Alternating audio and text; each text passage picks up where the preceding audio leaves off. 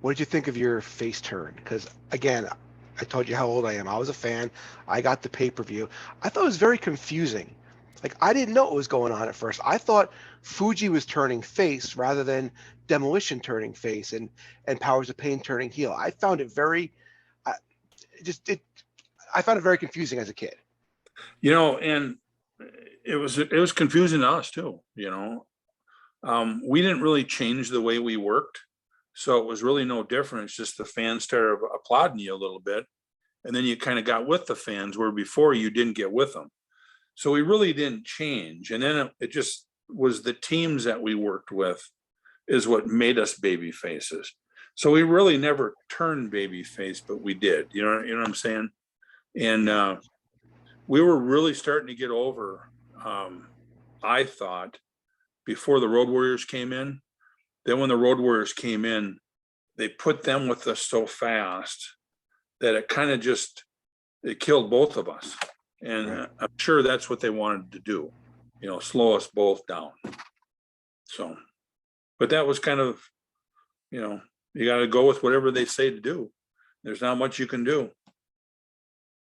I was telling Bill when I had him on that what a awesome experience it was to see the Royal Rumble when you guys were 1 and 2. I mean, you can't do that stuff anymore because everybody wrestles everybody. There's no surprises. But when you were 1 and he was 2, that was a once in a lifetime something to witness.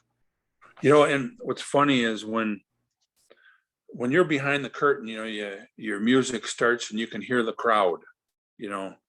So we really didn't know that we were going to be first and second, you know. So that was kind of a big shock when the music hit. Bill went out there and the crowd, went nuts and everything. So then when you got that time limit for the next person to come out, all of a sudden they hear the music again and it got kind of quiet for a minute when I came through the curtain. Then they cheered. So it was a real different thing for them. And then when we got in the ring, you could have dropped a pin and you could have heard it. That's how quiet it was.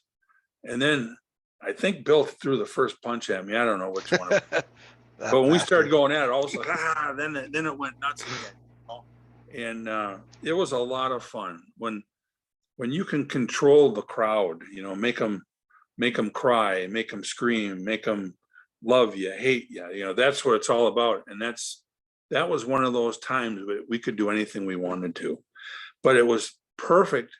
This is where Vince is a genius, or whoever helps Vince, to then bring out Andre the Giant, So now you got some of the toughest guys in the whole territory going against the toughest, the biggest guy.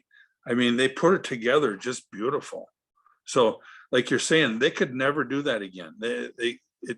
And they've tried, but it's just like, who cares, I mean, it was a really good angle. It was a lot of fun. Any good Andre stories? Yeah, I got a good one. Andre played cribbage all the time, and I played, but I was okay, but he was really good. And we used to play in the dressing room all the time. Well, we started betting each other like $5 a game. He'd win 5 games, I'd win 5. So we were kind of even. Well, then it got to the point where, he was about $20 ahead of me. And I said, Andre, I'm going to win that money back and more. And he starts laughing. All right. So he ends up working the deal where we're going to Japan. We get 2 seats next to each other. We played cribbage the whole way. Everybody else is sleeping. And I want to go to bed. And no, we play, and I'm like $250 up on him. And he's just steaming, and I don't want to laugh or anything because I'm working with him when I get to Japan. I want him to be in a good mood, right? So anyways, it ended up being where I think I was about $300 up. So that's a lot of games to win when you're playing $5 a game. So we get to Japan and I said, okay, pay up, big man. And he says, oh no, we got to go home yet. Oh no. So now I knew he's going to get me. So we were there and we played in the rooms at night and everything. And I was still kept that $300 I had. On the way home, I ended up owing him $100 when we got son of a gun got me, but I'm glad he did beat me because I don't know what would have happened in the ring after that if I would have been ahead of him. But what a great guy. What a great guy.